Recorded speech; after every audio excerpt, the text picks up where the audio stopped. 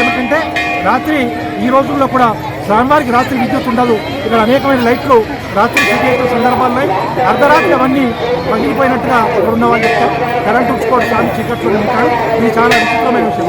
ఇది గమనించాం. మేము కూడా 2 సంవత్సరాల క్రితం ఒకసారి ఇక్కడ లైట్లన్నీ రాత్రి పెట్టిపోతే తెల్లరక్షణ లైట్లన్నీ చేస్తామని ఒక్క లైట్ కూడా అంటే స్వామివారి చీకట్లో సహజ సిద్ధమైన వెలుగులో ఉంటాడని చరిత్రకం చెప్తారు.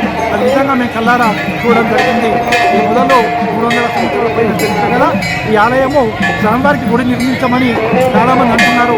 ఆయన స్వామివారికి ఎవరో కనిపించి నేను యొక్క వృక్షం కింద మరింత కింద మాత్రమే ఉంటాను, గుడి నిర్మించవద్దని ఎవరికి త్వరలో చెప్పాడు. ఆనాడు భక్తులు చెప్పిన మాట ప్రకారం ఈనాటి స్వామివారికి గుడి నిర్మించడం అనేది లేదు. స్వామివారి కోపంకి వెళ్ళి ఆ క్షేత్రం అక్కడ కూడా ఉంది, అక్కడ వచ్చినట్టుగా చరిత్రకారులు చెప్పారు.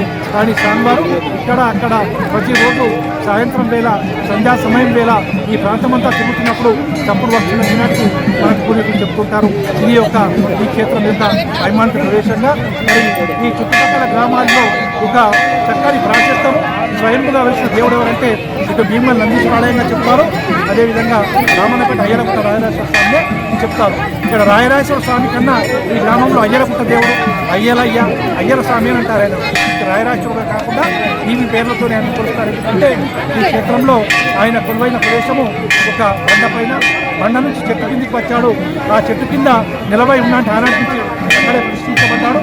చాలాసార్లు దొంగలు పగలగొట్టిన చెప్తారు. అయినప్పటికీ మళ్ళీ వారం రోజులకి అది యథారూపానికి వచ్చినట్టు కూడా చెప్తారు. ఈ యొక్క వైమాన్య క్షేత్రం యొక్క గొప్పదనమని చెప్పారు.